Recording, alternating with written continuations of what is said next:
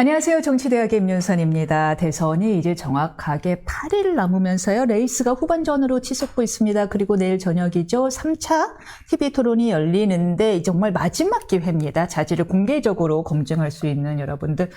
토론 뻔하지 하시지 마시고 한번 정말 제대로 심도 있게 지켜봐 주시길 바라고요. 그리고 모레인 28일부터는 아예 여론조사 결과 공표가 금지되고요. 29일입니다. 목요일이죠? 네. 사전 투표가 시작됩니다. 정당한 투표권을 행사하기 위한 이 후보에 대한 검토 다 마지막까지 소홀히 해선 안 되기 때문에 저희가 다시 한번 찾아왔습니다. 정치대학 다행히 많은 분들이 이제 좀 알아봐 주시고 계세요. 저희가 추구하는 바를요. 품격 있는 진행이라는 좋은 말씀을 해주시는데 오늘도 또 그 품격 있는 진행 설주원 변호사와 함께 해보겠습니다. 안녕하세요. 네, 안녕하십니까. 안녕하십니까. 네. 두 차례 TV 토론이 있었는데 여론조사가 이제 막 정말 본격적으로 끄떡없이 한쪽에 이렇게 한 봉우리가 큰 것 같아 보였는데 막 요동쳐요. 네, 그쵸? 요동치는 건 이재명 후보가 이제 약간은 하락세라는 것은 조금 명확한 것 같고요. 그다음에 나머지 두 후보, 유력 후보 2번과 4번, 그러니까 김문수 후보와 이준석 후보의 어떤 상승세는 좀 명확하다라는 것 같은데 이게 여러 가지 원인이 있겠습니다만은 토론회 이후에 조금 불거지는 이게 약간 요동치는 변화가 있어서 아무래도 토론회 영향이 없지 않다. 예. 근데 우리가 당초에는 토론회에 뭘 기대할까라고 생각을 했었지만은 이건 저는 이재명 후보 측의 약간은 실착이라고 봐요. 왜요? 약간 토론회를 많이 거부를 했었거든요. 방송사 주최 토론회들이 보통 있었거든요. 지난번, 그러니까 2017년도에 문재인 대통령이 박근혜 대통령 그 탄핵 이후에 할 때도 10번 이상 했던 걸로 기억이 나는데, 그때는 방송사 주최 토론회를 다 소화를 했었거든요. 근데 지금은 선관위 주최 토론회, 공식 토론회 딱 3번만 하고 나머지 토론회는 아예 안 하잖아요. 아마 이재명 후보 쪽에서는 워낙 월등하게 우위에 있었고 그렇기 때문에 토론회를 통해서 굳이 점수를 깎아먹을 필요는 없을 것이다. 그런 우려를 했었는데 그 우려는 사실이었던 것 같고요. 지금 두 번의 토론을 보니까 토론회가 더 많았더라면 아마 점수가 더 많이 깎였을 것이다라는 생각이 좀 들었을 정도였기 때문에. 그럼 작전 성공 아닌가? 문제는 뭐냐면 줄어든 기회가 오히려 부각되는 효과는 더 많이 일어났다는 거죠.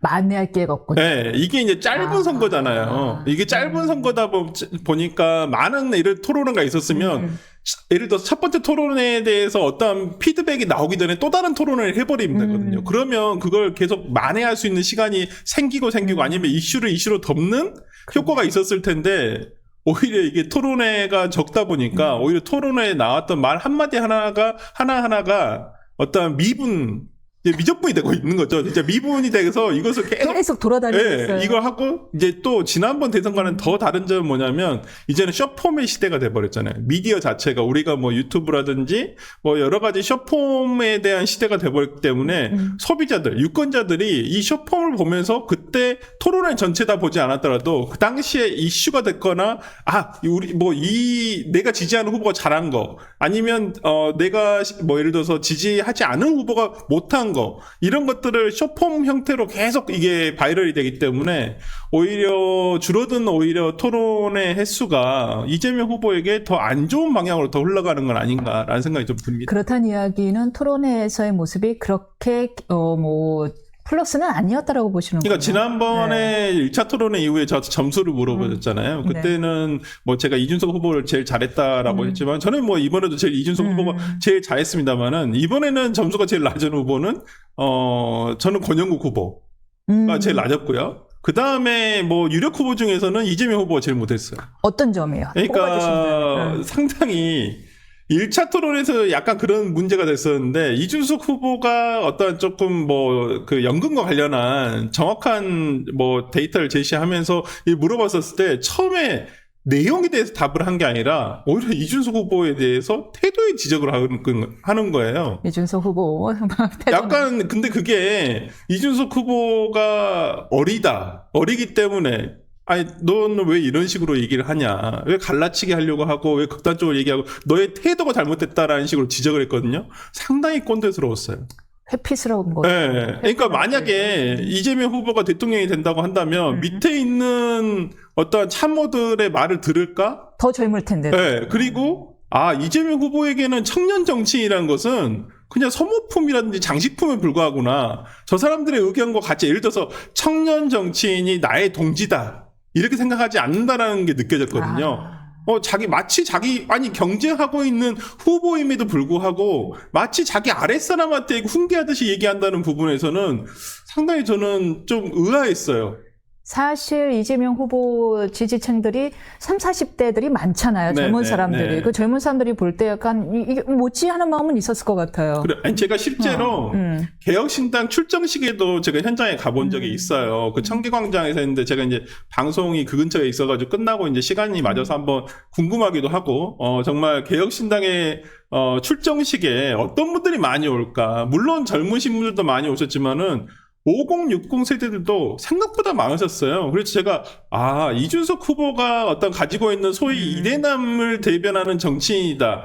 여기에 너무 국한돼서 우리가 이제는 그러니까 한계를 지을 것은 아니다. 오히려 확장성도 가지고 있는 후보다라는 생각은 좀 개인적으로 들었습니다만은 뭐 이걸 다 떠나서 그 이재명 후보의 어떤 토론 태도가 2차 토론회에서는 상당히 저는 안 좋은 모습이었다.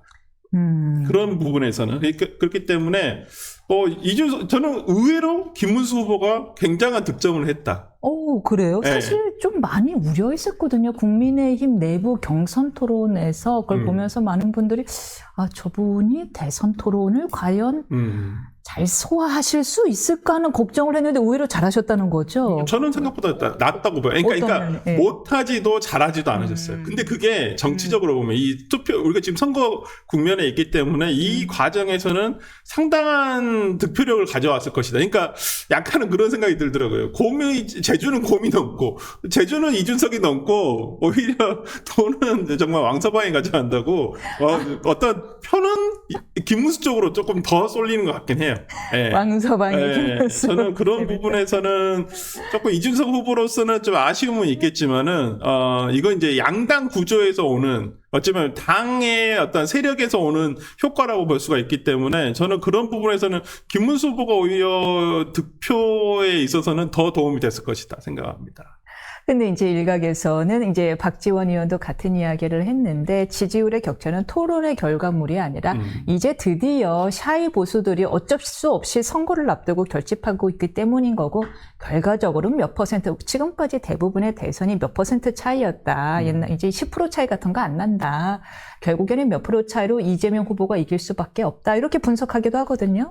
아니 뭐 그 부분도 일리 있는 지적이라고 생각을 하고요. 저도 이 대선이 열리기 전에 또 뭐 얘기를 했었지만은 아주 근소한 차이일 것이다. 2, 3% 내에 근소한 차이가 될 것이다라고 생각을 했고 보수가 아직도 다 결집이 안 됐다는 거죠. 현재까지도 민주당은 저번에도 말씀드렸죠. 진보 진영 자체는 거의 결집이 다 끝났어요. 이미 뭐 당장 내일이라도 투표를 하고 싶다라고 할 만큼 어떤 지지자들의 결집도는 굉장히 높고 그렇지만은 그에 반해서 보수 쪽은 경선 과정에서의 너무 잡음이 심했거든요. 그리고 정말 마지막에 안 보여야 될 모습까지도 보여준 것도 사실이에요. 이길 마음이 있나? 의심이 들 정도였어요. 뭐 정말 한덕수 권한대행을 그렇게 후보로 올리려는 과정에서 정말 다행스럽게도 당원들이 어떤 당내 민주주의가 저는 발동이 된 거라고 보고 당내 집단 지성이 발휘가 된 거라고 생각을 하는데 그러한 부분에서 어떤 김문수 후보가 확정이 된 부분 그런 부분이 조금 이제는 늦게 그리고 생각보다 김문수 후보에 대한 개인적인 장점들이 이제서야 좀 알려지는 것 같다는 생각이 들어요. 어떤 것들이? 뭐 예를 들어서 지난 경기도지사 때의 업적이라든지, 그러니까 저도 광교를 살고 있습니다만은 광교 신도시가 김문수 경기도지사 시절에 이게 된 거였구나. 그런 거였구나. 네, 그러니까 저도 그런 건 몰랐었거든요. 이제 아마 그런 부분을 알게 되신 분들이 생각보다 많았을 거예요. 그냥 김문수 후보가 워낙 정치권에서 그러니까 주변부로 밀려나신 지가 굉장히 오래됐고 중심지로 들어온 게 얼마 안 됐거든요. 그러다 보니까 과거에 경기도지사 시절 그 다음에 부천에서 삼선 의원을 하던 시절 이런 부분들이 많이 간과가 됐던 것이 사실인데 최근에 어떤 김문수 후보가 경기도 유세를 부천에서 했었거든요. 아마 저는 그건 당연한 거라고 생각을 해요. 본인이 과연 부천시 소사구에서 삼선 의원을 했을 정도로 그리고 당시에 어떤 지역구 의원으로서도 뭐 그때 당시에 뭐 국민의힘이 보수 진영이 유리한 상황도 아니었어요. 거기는 지금도 마찬가지고 과거에도 마찬가지고 이제 그 호남분들이 일단 춘향민들이 많이 사시고 그렇기 때문에 굉장히 야권, 그러니까 진보 진영이 강세인 지역임에도 불구하고 김문수 후보가 당시에 의원지 3선을 했었거든요. 그렇기 때문에 어떤 본인이 거기서 3선 의원도 했었고 그렇기 때문에 상당히 지역 밀착, 그 접착도가 굉장히 높다라고 하는 부분에서 저는 그런 부분에서는 상당히 좀 효과가 있었을 것이라 생각을 하고 특히나 경기도지사 2번을 하면서 발휘했는 거 특히나 최근에 GTX가 작년부터 개통이 되기 시작했잖아요. 그걸 우리가 체감하면서 이걸 김문수 후보가 과거에 경기도지사 시절 때 이것을 한 거야? 라는 부분. 그리고 또 다시 회자가 되는 것은 2012년도였나요? 2010년도였나요? 그러니까 첫 번째 경기도지사를 할 때 유시민 후보와 심상정 후보와 토론회를 통했을 때 이 GTX 부분에 대해서 상당히 의견이 갈렸거든요. 당시 유시민 후보나 심상정 의원 같은 경우에는 이게 무슨 GTX 이런 걸 하려고 하느냐. 이건 포퓰리즘이다 했지만은 지금 보니까 정말 우리가 철도라든지 어떤 기간 산업이라고 하잖아요. 그런 것들은 정말 앞을 내다보고 하는 거잖아요. 앞으로 10년 뒤를 내다보고 하는 것인데 그게 맞았다라는 부분에서는 김문수 후보가 일을 잘했었구나라는 어떤 평가가 나오는데 김문수 후보 입장에서는 아쉬운 거 이게 너무 시간이 짧다라는 거죠. 시간이 짧다. 예, 이게 너무 시간이 짧다 보니까 원래는 경선 시기에 알려졌어야 될 부분이거나 그런 부분 장점으로 부각이 됐어야 될 부분들이 하나도 부각이 안 되고 있다가 거의 지금 선거 이제 거의 막판에서야 이런 것들이 조금 바이럴 되면서 좀 알려지고 있는 부분이 있어서 좀 그런 부분에서는 조금 김문수 후보가 조금 강점을 발휘하는 시기가 아닌가. 그래서 그렇기 때문에 지금 보수 진영 전체적으로 봤을 때는 결집도가 저는 한 80%? 80%도 안 된 것 같아요. 아직은 한 70%? 마음 못 정한 보수 유권자들도 상당히 많다고 생각하기 때문에, 김문수 후보가 앞으로 보여줄 부분, 그리고 어제 일요일 날 어떤 사전투표에 참여를 하겠다라는 부분과, 상당히 그 당내에 있어서 그다음에 그 당무에 개입하지 않겠다라는 당원 당규를 하겠다라는 부분을 얘기하고 있는 부분은 소위 말하는 윤석열 대통령 지우기거든요. 그렇네요. 그 중요한 말씀 주셨어요. 예, 윤석열 대통령을 지움으로써 중도 확장을 그럼요. 중도에서 어떤 그 소위 말하는 친윤 패권주의자들 아니면 윤석열 대통령의 어떤 지금까지도 어떤 선거에 개입하려는 시도 이런 부분을 상당히 불편하게 생각하거나 옳지 않다고 판단하시고 계신 분들이 상당히 많거든요. 그런 분들에 대한 안심을 준다는 부분에서는 저는 뭐 김문수 후보가 조금 유연한 자세를 보여줌으로써 조금은 더 표 유입을 할 수 있는 지금 상황에 다다른 것 같다라고 생각을 합니다. 지금 중요한 말씀을 주셨는데 김문수 후보가 상당한 미담이 있음에도 불구하고 워낙에 중앙 정치에서 멀리 떨어져 있었던 기간이 길다 보니까 알려지지 않았어요. 오히려 최근에 유권자들에게 알려져 있는 모습은 다소 강경한 모습. 네. 그렇죠? 윤 대통령과 가까웠던 모습, 뭔가 전 목사와 가까웠던 모습 위주로 알려져 있었단 말이에요. 그 약간 이미지에 왜곡이 있을 수 있는데 그렇다면은 어쨌든 선거를 치르고 특히 이준석 후보와의 단일화를 계속 도모하려면 중도 확장적인 모습을 보일 수밖에 없는데 지금 말씀하신 당무를 분리하겠다, 뭐 관여하지 않겠다 외에 중도 확장을 위해서 김문수 후보가 던질 수 있는 안들이 뭐가 있을까요? 그러니까 중도 확장을 위해서는 이제 일단 하나는 지금 선거 캠프에서는 아마 김문수 후보의 개인적인 어떤 미담, 솔직히 파파미라고 하는 어떤 과거의 미담이라든지 그냥 뭐 화장실 청소하고 뭐 깜짝 놀랐어요. 그러니까 소변기 발놓고 꽃동네 보통 2박 3일 예정으로 갔었는데 거의 한 달 연장하면서 그곳에서 진짜 한 달 동안 거주하시면서 그걸 봉사활동을 했다라고 하더라고요. 변기에 발놓고 청소할 수 있으세요? 저는 그것까지 못 할 것 같아요. 그렇죠. 이게 제가 그거 뭐 솔직히 말씀드리면 저도 그것까지는 못 할 것 같아요. 그러니까 그 쉽지 않은 거라고 생각을 해요. 정말 아무리 자기가 정치인이고 뭔가 보여주는 모습을 보여주는 사람이라도 그렇게까지 진심이 아니면 그렇게 하기는 어렵다라고 보고요. 제가 얼마 전에 들은 얘기로는 그 경선 기간에 그러니까 그쪽 캠프 관계자로부터 들은 얘기인데 지난번 경선 기간 중에도 항상 개인 일정이 끝나시면 그냥 대중교통 이용해서 집에 돌아가셨대요. 그러니까 저도 그 부분도 상당히 좀 신선했거든요. 와. 보통은 경선 후보자가 되면 그래도 캠프가 있고 뭐 차량이 있고 그러다 보면 보통 뭐 데려다 어디선가 드리거나 카니발이 나오거든요. 네. 어디선가 네, 그렇게 나와서 이제 그 축제 차량에 데려다 주시잖아요. 근데 그 끝나면 그 일정 끝나면 본인 그냥 대중교통 이용해서 지하철 타고 가시거나 뭐 그런 식으로 집에 귀가하셨대요. 혼자. 그것도 뭐 여러 사람 수행하는 것도 아니고. 그런 점은 쉽지 않을 것이다. 진짜 그 사람이 평생 어떤 그러한 부분이 몸에 배지 않으면 누군가에게 항상 우리가 정치인들이 그러잖아요. 의원만 되더라도 항상 수행하는 비서가 따라붙고 그런 사람들 있는 사람들 많거든요. 요즘은 또 많이 사라지기도 했지만은 근데 그분은 굉장히 오래전부터 정치를 해오신 분이 지금도 그런 모습을 보여준다는 건 상당히 저는 강점이라고 생각을 하고 이런 부분 등을 캠프에서는 상당히 조금 많이 기획을 해가지고 좀 많이 알리는 부분이 필요하다. 홍보가 부족하다라는 부분이 있고 하나는 저는 그 당내 정치 역학적으로는 소위 말하는 친윤들의 이선 퇴진이 필요하다. 이선 퇴진. 네, 친윤들의 이선 퇴진이 선포가 돼야지만 중도 확장 또는 소위 뭐 요즘 계속 논의가 되고 있는 단일화에 대한 논의가 가능하죠. 한 부분은 더 발자국을 앞서갈 수 있지 않을까라는 생각이 좀 듭니다. 이 부분은 꼭 필요해요. 과거에도 예를 들어서 뭐 박근혜 대통령의 소위 뭐 그 친박이라는 사람들도 경우에 따라서는 이선 후퇴를 선언한 경우도 있었었고요.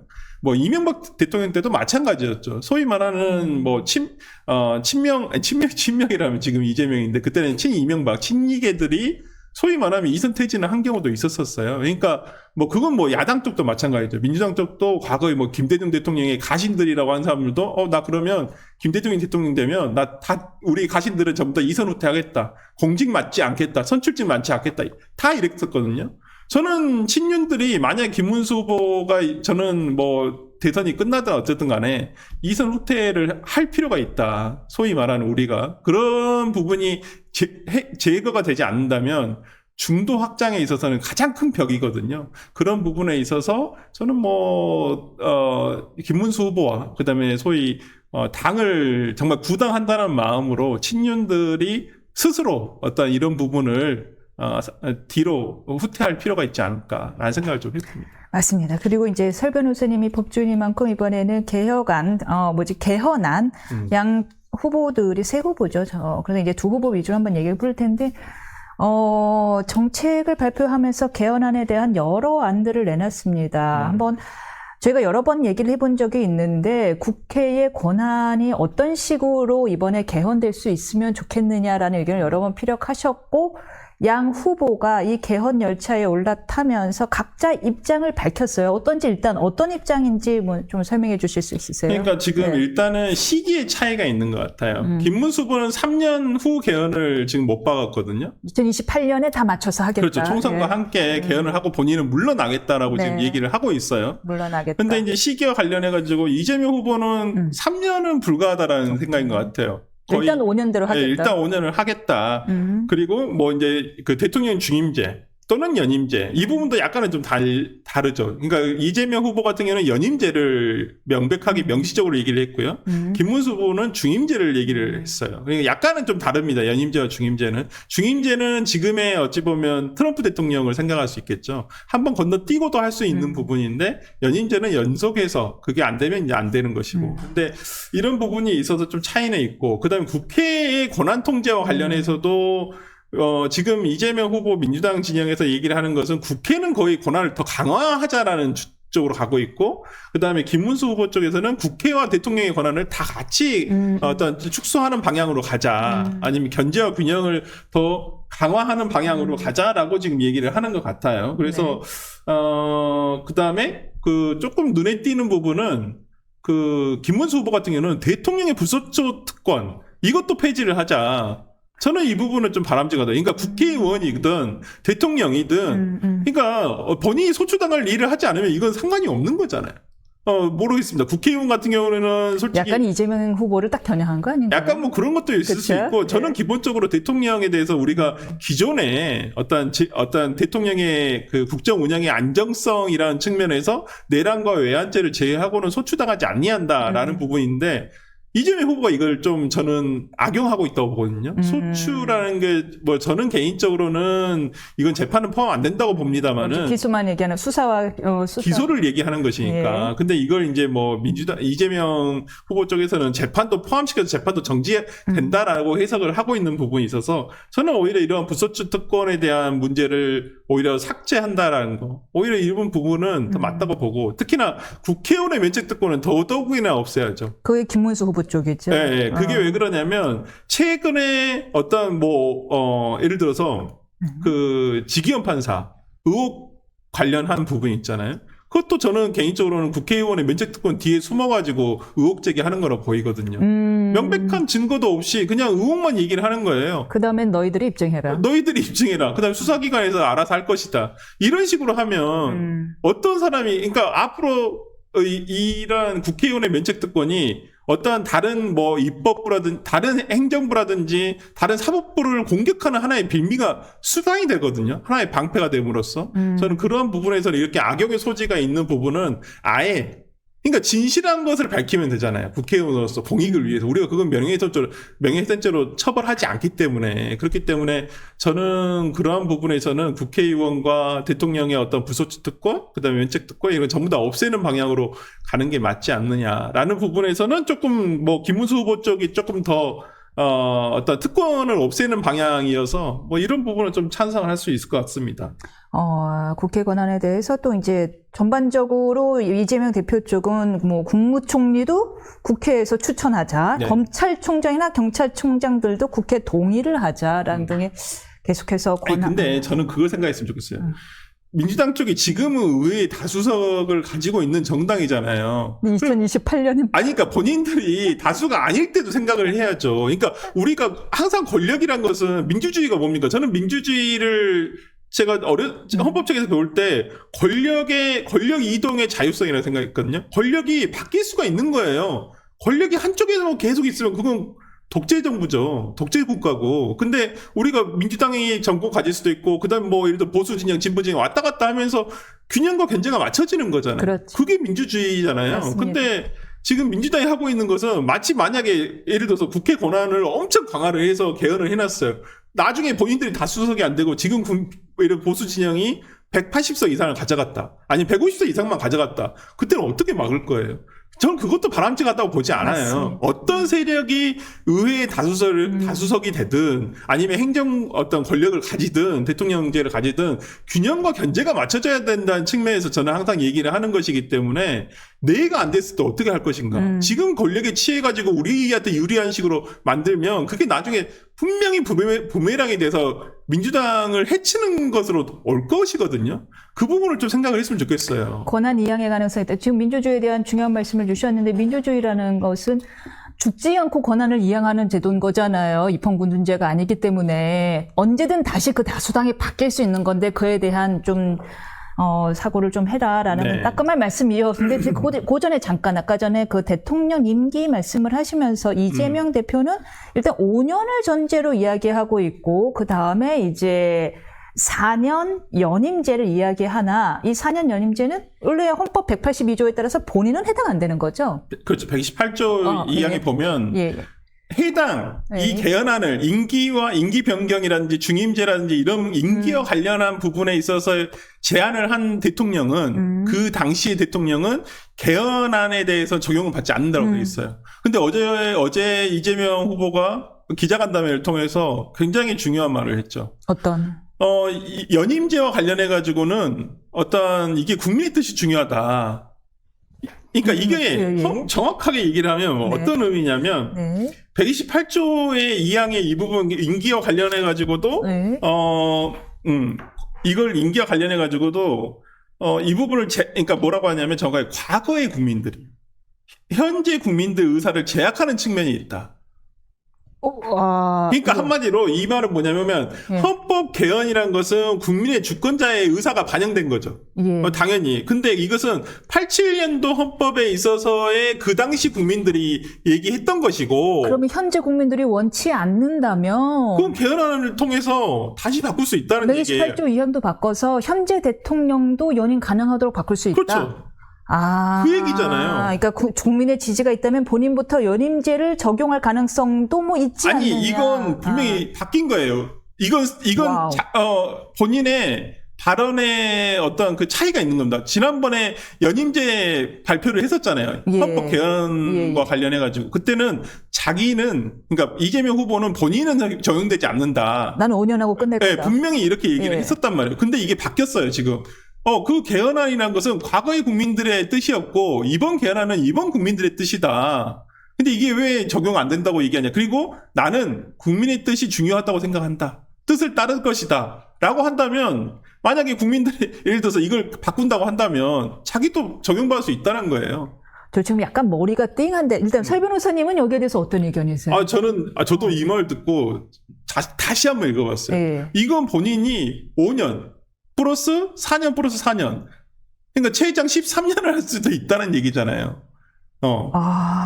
만약에 그렇게 된다고 한다면. 국민의 뜻이 그러하다면 128조 2항도 개헌해서. 그러니까 제가 항상 얘기하는 게 예. 국민의 뜻 굉장히 중요합니다. 하지만 그게 법을 넘어설 수는 없어요. 근데 지금은 이게 히틀러가 하는 방법이었어요. 과거에 항상 제가 우려를 하면서 얘기했던 게 히틀러도 국민들에 의해서 국민투표로 뽑힌 지도자였고요. 그 다음에 당시 독일 의회가 수권법이라고 해서 모든 그 행정부의 모든 권한을 넘겨주는 법을 제정해가지고 적법 절차에 의한 정부였어요. 독재 정부가 아니었어요. 그럼 지금 그대로 가는 거예요. 우리는 적법 절차의 원리에 따라서 법에 따라서 하는 거야. 근데 이거 왜? 이거 국민들이 이렇게 바라는 건데? 지금 이 얘기잖아요. 그러면 주권이 그러면 국민들의 어떤 법치주의는 그야말로 그냥 국민 뜻이라는 그 이유 하나, 그 명분 아래서 모든 게 다 바꿔질 수 있다는 거예요. 이게 바른 방법인가요? 아니, 그리고 나서 뭐 그에 맞춰서 법률을 바꾸든 헌법을 바꾸든 간에 지금 사법부, 헌법재판소까지도 다 약간 정권 입맛대로 바꿀 법안들을 다 내놨잖아요. 네. 그러니까 그런 것도 마찬가지죠. 국민의 뜻이라는 이유, 미명하에 그렇게 다 하겠다는 거잖아요. 그러니까 지금 오늘은 철회를 했습니다만은 대법관 수 증언과 자격과 관련해가지고도 어떤 그 변호사의 자격이 없는 사람, 학식과 덕망이 있으면 학식과 덕망을 누가 측정합니까? 학식과 덕망이 누가 얼마만큼 있다고 누가 객관적으로 얘기해 주실 수 있나요? 그걸 알 수가 없잖아요. 그리고 이게 자기 입장이 아니라고 했는데요. 이게 만약에 법이랑 아무런 상관이 없는 사람이 하셨으면은 누가 냈나 보다. 초선의원이 그렇죠. 냈나 보다. 박범준이 냈어요. 법무부 장관가 냈어요. 판사 출신에.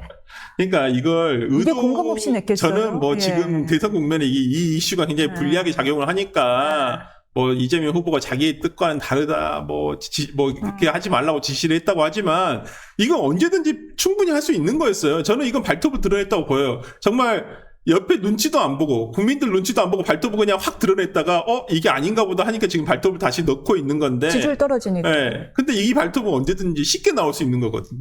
의회에서 저는 민주당에서 만약에 이재명 후보가 대통령이 된다고 한다면, 이거 한 2, 3일이면 다 처리가 될 문제예요. 그냥 법사위 통과하고 본회의 통과하는데 며칠이라고 금방 올려서 금방 통과가 되는 거잖아요. 그렇기 때문에 지금 민주당이 보여주고 있는 것은 이건 우려가 아니에요. 기우가 아니었으면 좋겠어요. 이건 기우가 넘어선 것 같아요. 이미. 정말 저는 공포에 가까워요. 공포에. 이렇게 되면 사법부는 다 망가집니다.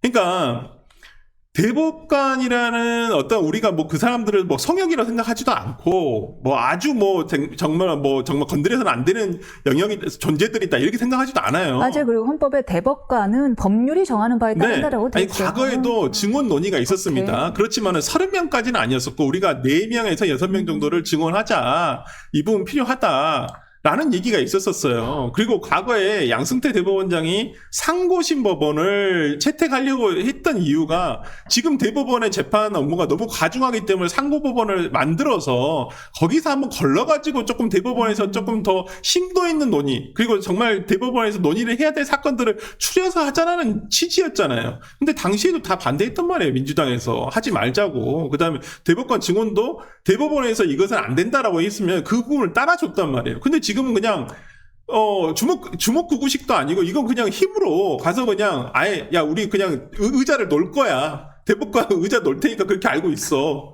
이렇게 얘기를 하는 거거든요. 근데 이게 뭐가 문제가 되냐면 신속한 재판에 완전 저해가 되는 거예요.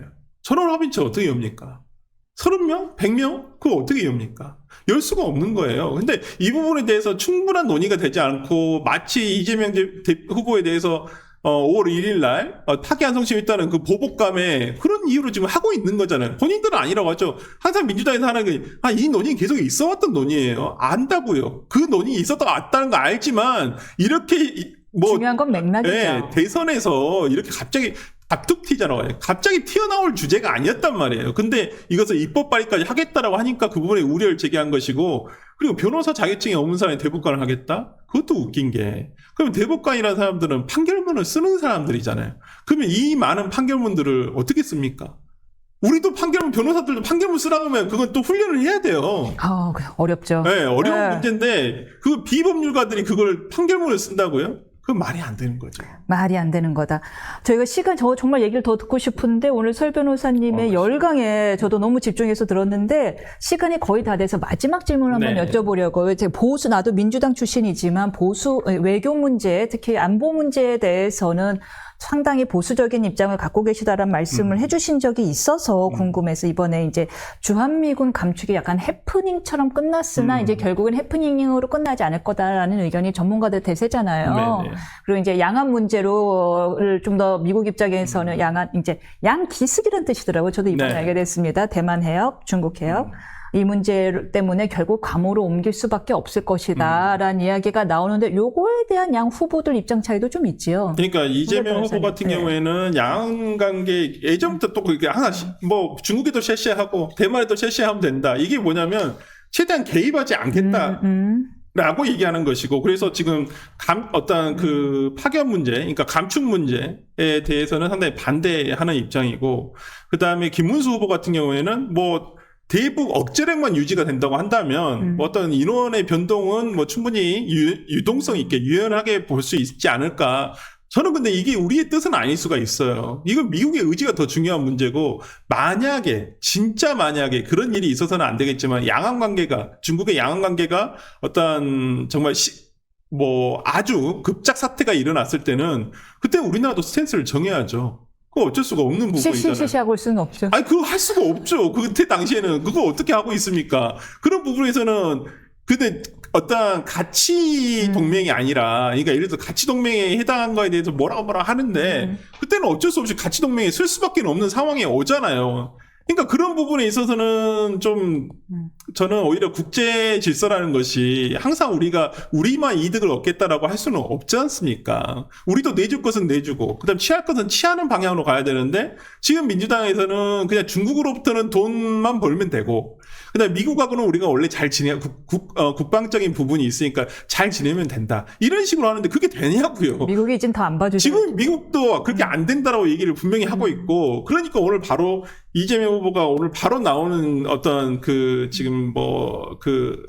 대선 관련한 공약들이 일본과는 굉장히 중요한 협력을 할 것이다.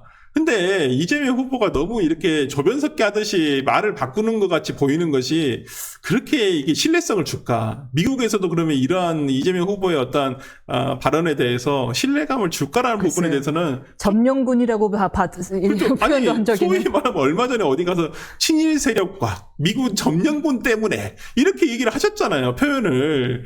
근데 그 일본과는 아주 협력을 아주 유지하다 이렇게 하도록 하겠다? 그 일본에서도 믿을까? 그런 생각이 있을 것 같아요. 그러니까 그런 부분에서 좀 미국과 일본과 관련한 외교 부분에 있어서는 너무 지금 중국에 매달린다는 느낌을 주거든요. 이제 중국도 우리를 우호적으로 보지는 않습니다. 그렇기 때문에 오히려 지금 스탠스에서는 미국 쪽에 더 쓰면서 오히려 중국과의 관계에서는 지금 우리는 지금은 적극적으로 갈 상황은 아닌 것 같아요. 미국과 중국과의 지금 관세 전쟁이 있는 상황에서 우리가 섣부르게 예를 들어서 중국과의 어떤 외교 문제를 건드렸다가는 오히려 미국과의 관계 자체도 어려워질 수 있다는 부분이 있기 때문에 이건 트럼프 정부고 바이든 정부고 둘 다 해당하는 거예요. 그러니까 미국이 공화당 정부이건 민주당 정부이건 중국과의 관계에서는 우리 대한민국이 과거에 예를 들어서 문재인 정부 시절에 했던 그런 실리 외교, 이게 통하지가 않는다는 거죠, 지금 자체는. 그렇기 때문에 지금의 외교 기조를 조금 바꿀 필요가 있지 않을까, 민주당이. 저는 생각합니다. 알겠습니다. 오늘 특히 128조 2항에 대한 이야기 설 변호사로부터 자세히 들었고 뜻깊은 시간이었다고 생각합니다. 저희는 다음 주에 다시 뵙겠습니다. 감사합니다. 네.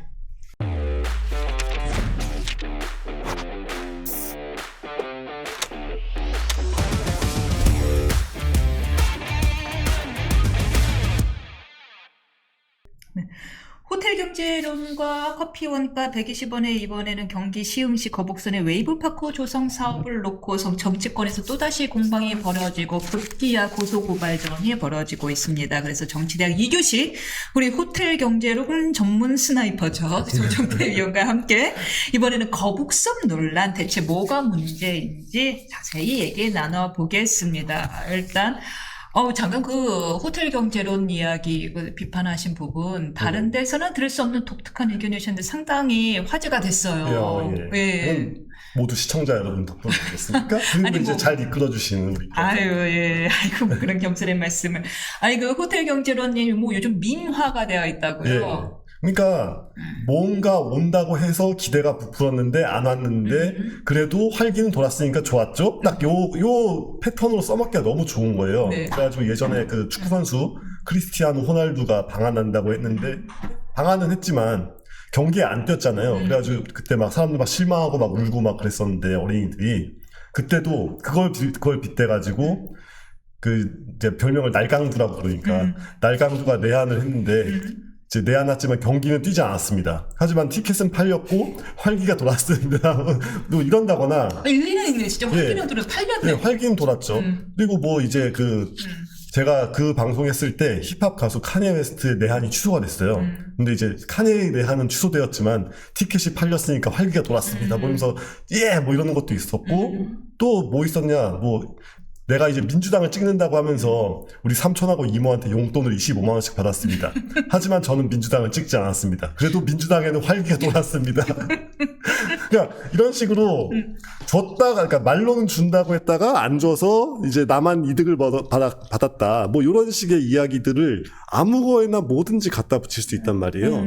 그러니까 이게 말하자면 지금 뭐 승수요관이 뭐 지금 유시민 작가 그분 뭐 호칭을 뭐라고 해야 돼? 아무튼 유시민 작가라고 하죠. 유시민 작가. 유시민 작가는 이거는 니네가 경제학을 몰라서 그러는 거다. 적어도 경제학 석사는 돼야 된다. 뭐 이런 그래야 이해할 수 있다. 이런 얘기를 또 했어요. 그거에 대한 입장은 없어요. 석사 학위 이상만이 이해할 수 있는 게 호텔 경제론. 왜냐하면 본인이 박사가 아니니까 그렇게 얘기하는 거 아니에요. 사람이 참 이렇게 그러니까 밑장빼기가 일상화돼 있는데 본인이 경제학 박사였으면은 박사가 아니면 이해 못한다 이렇게 얘기했겠죠 분명히.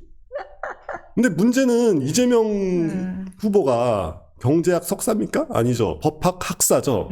이제 그다음 사법연수원을 뭐 석사 정도로 쳐줄 수 있다고 치면 그렇게 할 수도 있겠지만, 그러니까 이게 바로 민주당의 그 기본적인 민주당 이데올로그들의 기본적인 문제 아니겠어요? 남을 되게 깔보고 되게 가르치려고 들고. 아니 근데 국민을 대상으로 쉽게 설명하기 위해서 예시를 그렇게 들었다라고 이준석을 상대로는 이재명은 그렇게 반박했는데 근데 정작 유시민 작가는 야 니네가 무식해서 못 알아먹는 거다라고 얘기하면 뭐 어떡합니까? 온 국민이 석사예요? 온 국민이 경제학 석사예요? 아니잖아요. 그러니까 그냥 자기네가 좀 이상한 얘기를 했다라는 걸 인정하기 싫으면 어영부영 넘어가면 될 거 아니에요. 근데 어영부영 넘어가지도 않는다. 이게 사실 문제의 핵심인 것 같습니다. 선민의식. 선민의식도 있고 제가 지난주에 얘기했지만 신념이다 이거. 그러니까 이 신념이라는 게 신념이라는 게 정말 그 마음속에 깊이 박혀있는 신념이라기보다는 왠지 모르지만 그냥 하는 거 약간 좀 신념보다는 좀 이렇게 나쁜 습관 담배같이 술같이 못 끊는 무언가가 아닐까. 이들에게 돈 뿌리기란 그런 게 아닐까. 돈 뿌리기란 한마디로 호텔은 정부를 의미하는 것이고 기본 소득인 것이고. 그렇죠. 그러니까 뭐가 됐건 그냥 일단은 공짜로 돈이 막 뿌려지는 그 상황 자체를 생각하면 너무 기분이 좋은 거예요, 이분들은. 그러니까 그 돈을 내가 받건 못 받건, 그러니까 뭐 어떤 뭐 꿍꿍이가 있을 수도 있겠죠. 근데 그건 단정을 지을 수 없으니까 그냥 국가가 부자 돈을 뺏어가지고 나눠준다. 이거를 가정만 해도 상상만 해도 너무 기분이 좋아서 이거를 이게 선거에 불리하구나라는 걸 깨달았어도 철회를 못하는 겁니다.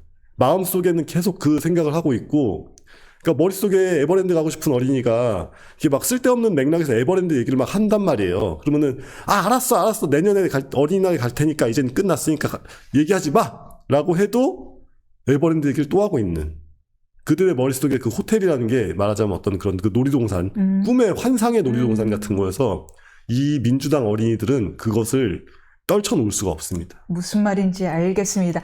거북선 논란 이번 이야기 해볼까요? 이 거북선 논란이 이제 후보 중에 얘기가 이재명 후보가 유세 중에 이제 이야기를 예. 했습니다. 이거 이제 시흥에서 거북섬 인공 서핑장의 웨이브파크 유치를 내가 했다라고 언급한 게 문제가 됐는데 국민의힘과 개혁신당이 곧장 반박에 나섰어요. 국민의힘 입장에서 아니 그러면 특혜를 줬다라는 걸 인정했다라는 거냐 이거고 개혁신당 입장에서는 아니 거북섬 내 상가 공실률이 87%인데 그러면 실패했다는 걸 인정하는 거냐. 근데 이제 여기 이제 여러 가지 논란을 또 낳고 있습니다. 먼저 이 거북섬 논란의 진위부터 설명해 주시겠어요?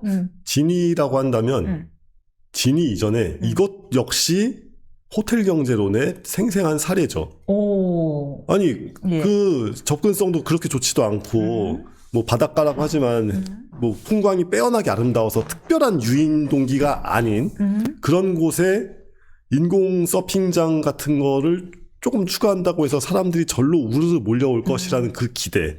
그러니까 그것을 그 사람들의 그걸 이제 짓고 개발한 사람들은 관광객이 올 거라고 예상을 한 거니까 관광객이 예약을 한 거라고 가정을 해보자고요.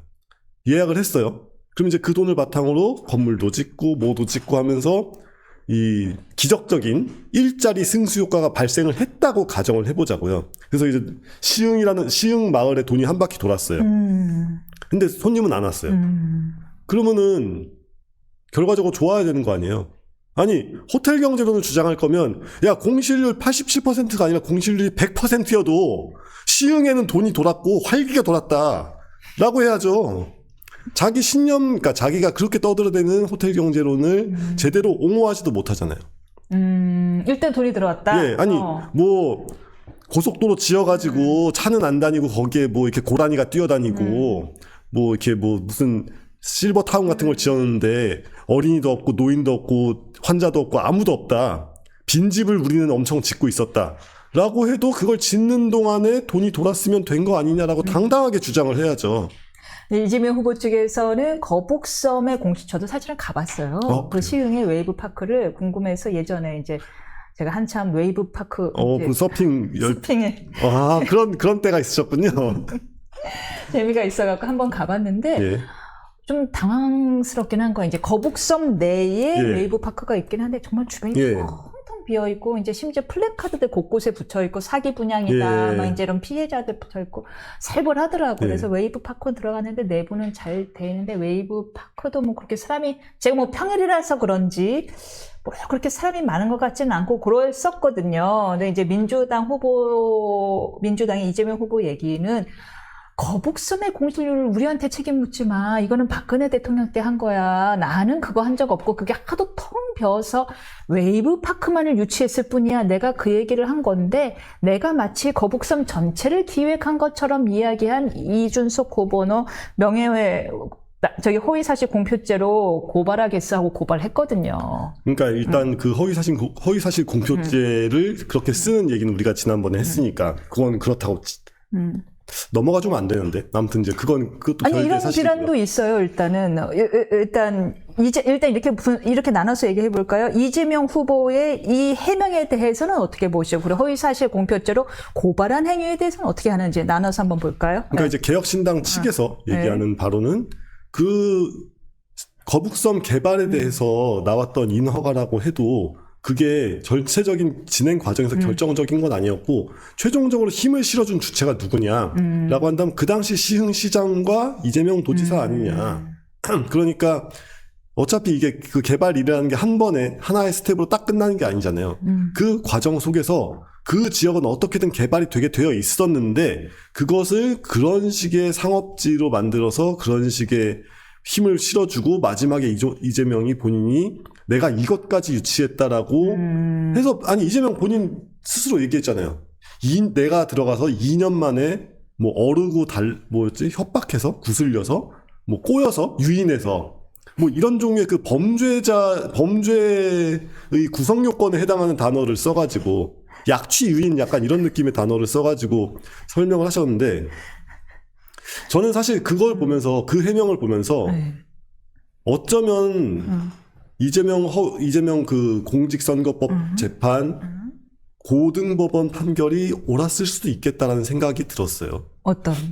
그 국토부가 나를 협박해가지고 예. 그랬다라고 할 때, 아, 이분은 남이 자기한테 뭐 좀 해달라고 하면 다 협박이구나.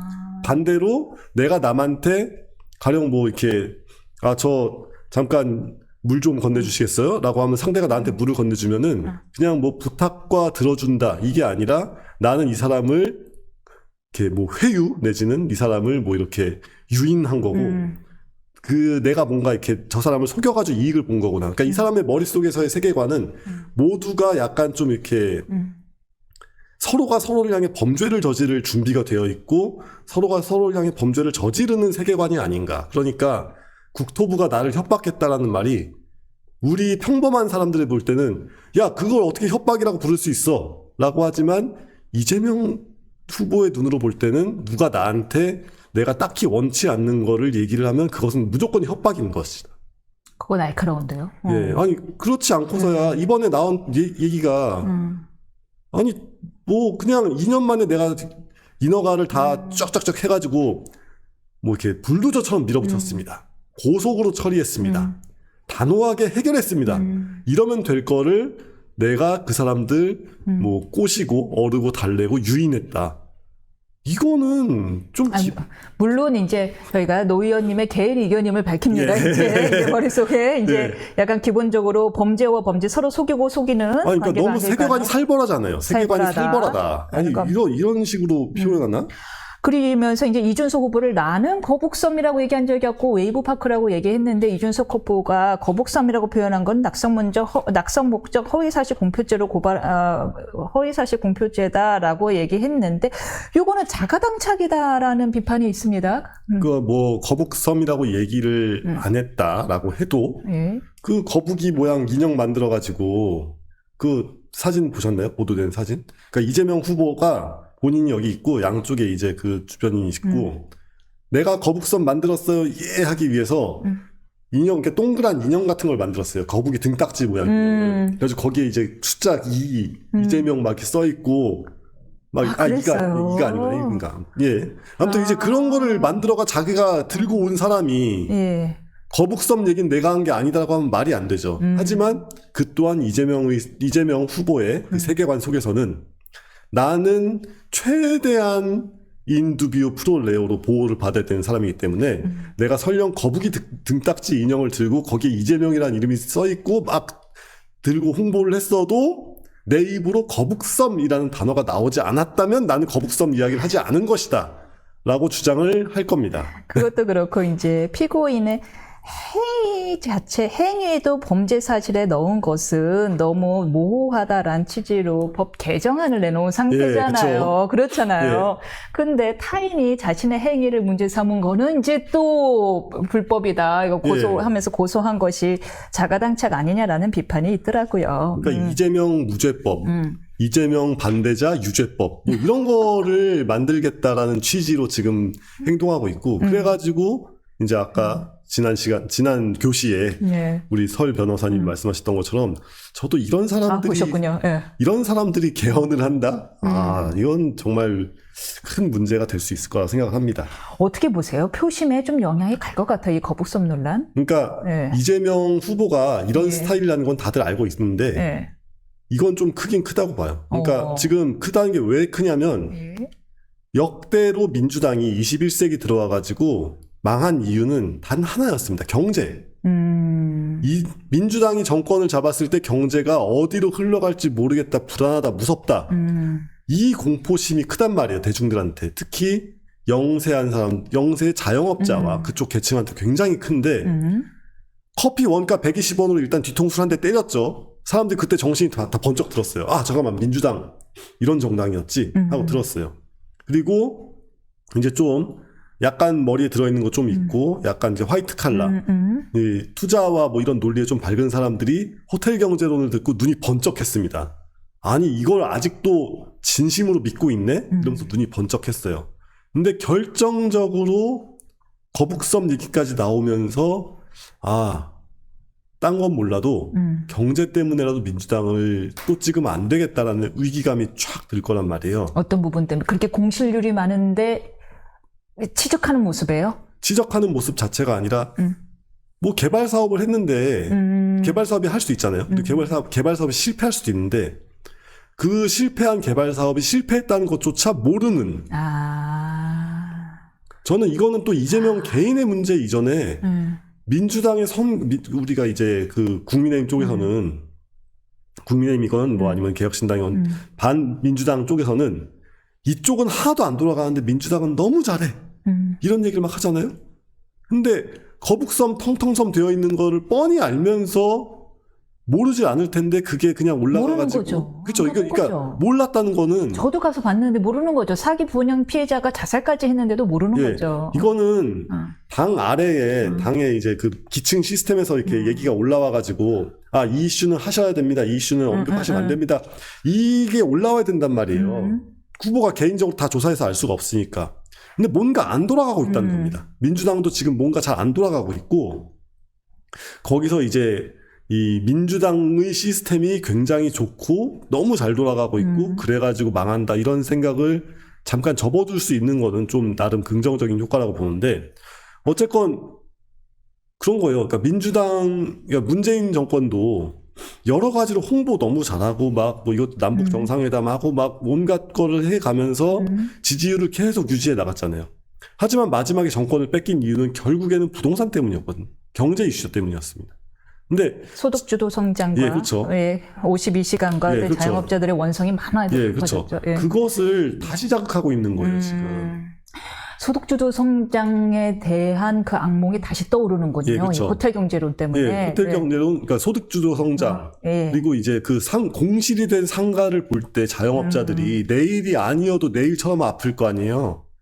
이런 종류의 공포를 또 자극하고 있고, 그리고 이제 민주당의 철통 지지층이라고 할 수 있는 고학력, 화이트 칼라, 안정적인 정규직 이런 사람들조차도 지금 호텔 경제론 같은 얘기가 나오고 있는 걸 보면 불안할 수밖에 없죠. 맡겨도 되나? 나의 투자 어디로 갈 것인가? 나의 노후 대비 어느 달동네로 어느 골로 갈 것인가? 뭐 이런 종류의 걱정을 안 할 수가 없으니까 지금 민주당의 가장 심각한 아킬레스건을 물어보지도 않았는데. 그러니까 호텔섬 국민의힘이 먼저 깐 것도 아닌데 이준석이 먼저 때린 것도 아닌데 이런 거를 스스로 먼저 폭로해 가면서 하고 있었다. 근데 만약에 민주당이란 정당의 시스템이 정상적으로 굴러가고 있다면 호텔 경제는 그렇다 치는데 거북섬은 얘기하지 않았어야 되는 이슈란 말이에요. 시흥에서 다른 얘기를 하면 되는 거잖아요. 그게 굳이 나왔다는 거는 이 당도 지금 선거 정상적으로 하고 있는 게 아니다. 절대 나오지 말아야 될 초대형 악재를 후보가 자기가 먼저 꺼냈다는 거는 뭔가 지금 필터링에서 문제가 있네요. 밑에서 위로 상향식으로 올라가야 될 의사결정 구조가 안 굴러가고 있다는 얘기고 오직 탑다운으로만 굴러가고 있다는 얘기인데 이러면 또 뭔가 상상하지 못했던 큰일을 또 저지를 수 있습니다. 오케이. 그걸 의식했듯이 어제 이재명 후보가 기자 간담회를 열고서 이제 자신의 국정 비전과 정책 구상 등을 밝혔는데 민생 경제 회복을 강조하고 정치 보복은 결탄코 없을 것이다 하면서 선도 그었고 우리 가족은 아무도 부정부패에 연루된 사람도 없다. 이제 이런 이야기를 했습니다. 어떻게 평가하시나요? 그게 속보로 떴잖아요. 우리 가족 아무도 부정부패에 연루된 적 없다. 페이스북 봤어요. 저는 딱 보자마자 속보입니다. 이 말밖에 할 말이 없더라고요. 속보입니다. 속보입니다. 네. 아니, 그런 말을 누가 믿어요, 세상에. 차라리 나는 정치보복을 하겠다라고 나가가지고 지금 자기 그 코어층부터 달래서 경제가 어떻게 되건 나라가 뭐 어떻게 되건 그냥 시원한 정치보복을 꿈꾸는 굉장히 정치에 크레이지한 사람들이 이제 이재명의 핵심 지지층인데 그 사람들이 지금 그 사람들조차도 쪽팔려가지고 지금 거북섬이나 호텔 경제로는 실드를 못 치고 있는데 차라리 그들에게 위로를 주는 차원에서 좀 더 뻔뻔하게 나가보든가. 이게 저는 지난번에 이재명이 중도 전략을 취할 때는 굉장히 좋은 것이라고, 좋은 방향을 취하고 있다고 얘기를 했었는데, 이렇게까지 스스로의 입지를 막 망가뜨리고 있는 상태에서 지금도 저는 중도예요 뭐 이런 것보다는 그냥 선명성 싸움을 하는 게 낫다고 봅니다. 그러니까 민주당이 그걸 우기잖아요. 지금 너 단일화 할 거지, 단일화 할 거잖아 뭐 이러면서 우기고 있는 게 지금 공격 대상을 이게 지금 바꾸는 거예요. 예, 그렇죠. 예. 그래서 내란 세력 심판 그냥 이거를 계속 이거만 밀어붙이면 좋은데 지금 너무 프레임이 딴 걸로 넘어가 버렸으니까 제발 내란 세력들아 모여줘. 그러니까 너희들 모여줘. 그러면 내가 너희를 다 내란 세력이라고 얘기를 하면서 심판 선거로 다시 몰아갈게. 제발 뭉쳐줘. 막 이러고 있는 상태인 거죠. 그러니까 관심을 자신에 대한 비판의 관심을 지금 저쪽으로 돌리려고 너희들 결국 단일화 할 거지라는 얘기를 하는데 그게 뭉치길 바라는 거예요? 아니면 내심은 단일화를 견제하기 위한 말인 거예요? 견제군 거예요? 저는 예. 뭉치길 바라고 있다고 봅니다.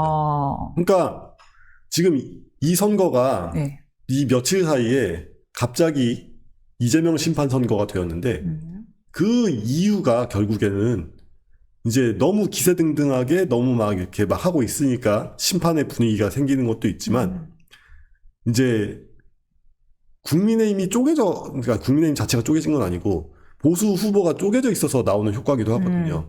어쨌건 이제 그 영화관까지 가신 다음에 윤 전 대통령이 이제 김문수 후보가 이제 선을 그었고 뭐 그게 완벽하진 않지만 아무튼 선을 그었어요. 선을 그었다고 보시군요. 그래서 이제 적어도 국힘의 전통적인 지지층들은 이 정도면 그래도 좀 참아줄 수 있다. 정도까지는 왔단 말이에요. 근데 문제는 지난번 대선에서 민주당과 국힘을 왔다 갔다 하는 표, 늘 거기서 이렇게 방황하는 표들은 계엄을 용서할 수가 없으니까 이재명을 찍어야겠다. 계엄을 심판은 하긴 해야겠다라는 거였는데 이제 진행이 되면서 TV 토론도 하고 하다 보니까 이준석이라는 그 선택지가 생겼고 이준석을 찍으면 국힘도 심판이 될 것 같아. 근데 이재명은 절대 못 찍겠어 하는 표들한테 약간 탈출구를 열어주고 있단 말이에요. 근데 여기서 만약에 두 개를 합쳐버리면 이게 원래 민주당이 좋아했던 그 구도가 다시 나오게 되죠.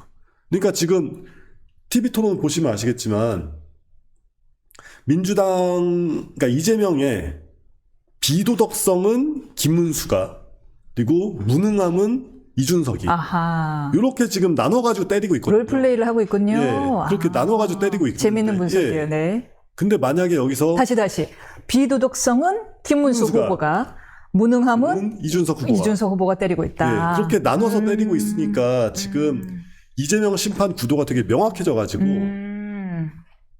그래서 지금 상황이 이렇게 굴러가고 있는 건데 여기서 만약에 뭐 이렇게 이준석으로 단일화할 가능성은 아예 없다고 봤을 때 뭐 없다고 보시는군요. 아니 그거 뭐 되려면은 여론조사를 막 돌리고 뭐 해가지고 양자구도를 해가지고 해야 될 뿐더러 네. 후보가 된 김문수를 쫓아내려고 했던 정당에서 이미 쫓겨난 당대표가 다시 대선 후보가 되는 거를 받아들일 리가 있겠습니까? 그러면 단일화 성서 여부는 어떻게 되세요? 뭐 김문수 후보로의 단일화는 이준석 후보가 받아들일까요? 마찬가지로 네. 이준석 후보도 본인이 당해온 바가 있는데 하겠냐고요. 안 한다? 예. 무조건 자강론으로 갈 겁니다. 무조건 자강론으로 갈 것이다. 15% 이상 넘기면은 이거는 뭐 대선 결과가 뭐 상관없어요. 오히려 근데 이재명이 지금 15% 이상 나온 게 없어요. 예, 그렇죠. 예, 여론조사가 이렇게 나오면 실제 투표에서는 아시다시피 양당 결집론 때문에 오히려 더 줄거든요. 예, 그렇죠. 예. 근데 어쨌건 이제 그 선거 운동을 하는 사람들은 이렇게 으쌰으쌰를 해야 되기 때문에 그 방향으로 으쌰으쌰하는 마음으로 계속 그러고 있지 않을까. 저는 그렇게 생각하고. 젊은 분한테 한번 여쭤보고 싶어요. 젊은 분의 안보 의식이 궁금한 건데 지금 양안 문제, 주한미군 감축과 관련해서 한쪽에서는 아니 뭐 우리가 거기 왜 관여해야 되냐 뭐 이제 이런데 이 노 의원님의 의견은 어떠신지 좀 간단하게 답변해 주시면 고맙겠습니다. 양안 문제가 우리 문제가 아니다라고 생각하는 것 자체가 너무도 이렇게 구세대라고 하기도 뭐하고 너무도 이렇게 좀 조선시대 사고방식? 우리 문제가 아니라는 건 네, 시대착오적이다. 우리의 통장하고 관련되어 있는 일이에요. 왜냐하면 우리가 지금 국민연금이 투자하고 있는 것도 있을 뿐더러 개인적으로 투자하고 있는 것들도 있어가지고 지금 온 국민이 테슬라 주주고 온 국민이 엔비디아 주주인 이런 상황에서 그 그래. TSMC가 있는 대만 문제가 어떻게 우리 문제가 아닙니까? 아니, 그건 그냥 우리 문제예요. 우리 그냥 뭐 문제다. 이렇게 복잡하게 설명할 필요가 없는 우리 문제고, 그래서 주한미군이 뭐 한국만 지켜야 돼, 한반도만 지켜야 되는 거 아니냐, 뭐 이런 얘기를 하는 것도 애초에 지금 우리가 2010년대부터 대해외 투자 시대가 열리면서 한국의 일반적인 대중들의 국제 정세에 대한 이해와 이 친숙도가 급격하게 상승했습니다. 서학개미들이 늘면서. 예, 그렇죠. 옛날에는 그런 말 하면 먹혔는데 지금은 이제 모두가 다 알아요. 트럼프 대통령이 무슨 말 한마디 하면은 나의 그 통장에 빨간불이 켜졌다가 파란불이 켜졌다가 이런 걸 다 경험하고 있는 상태에서 그런 식으로 우리는 그냥 뭐 중국에도 세시하고 뭐 미국에는 땡큐하고 일본에는 감사합니다 하면 되는 거 아니야. 이런 종류의 이런 식의 이야기가 통하지가 않는데 문제는 업데이트가 안 되고 있다. 업데이트가 안 되고 있다. 이념에 경도되어 있다. 네. 라는 말씀으로 이해하겠습니다. 노 의원님의 개인 예. 의견이었습니다. 오늘도 시원한 말씀 감사합니다. 저희 다음 주에 다시 네, 뵙겠습니다. 감사합니다.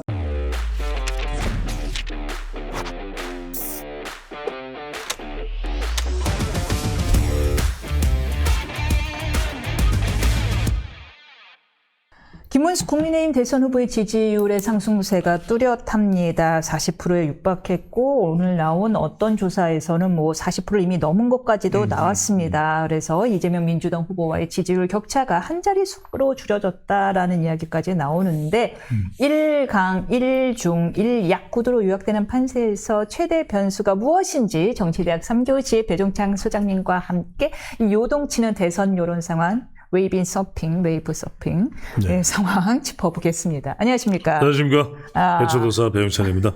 웨이브 서핑은 무슨 이야기예요? 거북섬 얘기입니다. 네? 거북섬 이야기입니다. 그 서핑 웨이브 파크죠. 웨이브 파크죠. 예, 웨이브 파크에서 하는 게 웨이브 서핑이거든. 서핑을 해요. 예, 서핑을 네네. 합니다. 저는 웹 서핑밖에 안 해가지고. 저는 웹 서핑 양양 이야기도 요새 나오대요. 어떤 이야기인가요? 잘 모르시구나. 네. 이재명 후보의 뭐 아들과 관련된. 모르겠어요. 무슨. 더 구체적으로 들어가지 말죠. 뭐 또 예. 뭐 민주파초소에 끌려갈 수도 있으니까. 네네. 아니 김문수 후보가 지금 많이 올랐었고 심지어 지금 인터넷 뉴스 폴리뉴스가 여론조사 기관 한길 리서치에 의뢰해서 지난주 이 말씀 주셨습니다. 20일, 23일 한 것이 가장 중요하다라는 그렇죠. 말씀 주셨는데 딱 22일, 23일 이틀간 1000명을 대상으로 해봤는데 아니 김문수 후보 41.3, 이재명 후보가 46%, 그러니까요. 이준석 제 후보 말이 7.8%. 제 말이 틀리던 적이 있던 거예요. 제가 두 가지를 말씀드렸잖아요. 우선 이 김문수 후보가 41%를 만드는 게 중요하다. 제가 42도 아니고 41이라 그랬잖아요. 네. 그러니까 지금 오차 범위 내로 들어간 거예요. 들어간 거예요. 오차 범위 내로 들어왔다. 그렇죠. 예. 그 이야기는 뭐냐면 첫 번째로 김문수 후보가 보수 지지층들은 결집을 했고 네. 플러스 알파가 나온 겁니다. 여기에는 이제 한동훈 전 대표가 지금 목이 터져라 또 지금 돕고 있어요. 김문수 유니폼도 입었어요. 한문수 그러면서 후보 한동훈 전 대표가 그렇게 얘기를 했잖아요. 예. 같이 유세장에 안 올라가냐 그랬더니 예. 이게 더 효과적이다. 꼭 같이 유세장에 있어야 되나요? 하긴 공동 유세의 의미가 뭔지 아시나요? 뭐 이렇게 하면서 완전히 지금 또 장악을 했어요. 위드 훈이, 위드 윤선. 뭐 하여튼 간에 이런 걸 통해서 위드 써니죠. 위드 써니에서 이제 이렇게 쫙 결집이 돼서요. 그 다음에 두 번째 제가 말씀드렸던 게 뭐냐면, 단일화죠. 단일화 돼야 돼요. 돼야 된다. 그러니까 단일화가 되면 이거는 완전히 상황이 급반전돼요. 급반전돼요. 아니라는 의견도 있어서 진짜 궁금해요. 별로 별 효과 없을 겁니다. 누구 이야기를 들어야 돼요? 선생님. 배추도사. 잠깐만요. 저 이거 노무현 정몽준 단일화를 어느 조사에서 했어요? 어머, 잠깐만요. 리서치 앤 리서치에서 했잖아요. 노무현 예. 정몽준 단일화. 네. 제가 리서치 앤 리서치 본부장 출신 아닙니까? 예. 그리고 지금 이 한길 리서치. 네. 제가 한길 리서치 출신 아닙니까? 그래서 여쭤보려고 했어요. 사실은 이 지금 좁혀진 조사, 오차 범위 내로 나온 최초의 조사잖아요. 이걸 한길 리서치에서. 최초는 아니에요. 아, 그렇습니까? 최초는 아니에요. 이게 다른 조사에서 네. 에브리 리서치에서 이미 나왔었죠. 그렇군요. 네, 모든 조사를 제가 다 보고 있으니까. 이거는 무슨 말씀이냐면, 자, 그 무슨 단일화가 효과가 있느냐 없느냐. 예. 그럼 이 이야기는 어떤 이야기하고 똑같냐면 물론 임윤선이 있는 반에서 배추도사가 신날이 열날이 공부를 한다고 해서 임윤선을 꺾을 수 있을지 없을지는 몰라요. 꺾으세요. 하지만 네네. 들어보세요. 그러면 공부 안 하고 꺾을 수 있는 방법이 있어요? 그럼 단일화 안 하고 꺾을 수 있는 방법이 있냐고 저한테 이야기를 해보세요. 왜 그래? 죄송합니다. 그래서 말씀이 워낙 매워서 제가 그만 재채기. 아니 그러니까 내 예. 말이 맵다니까. 예. 매운 건 뭐냐?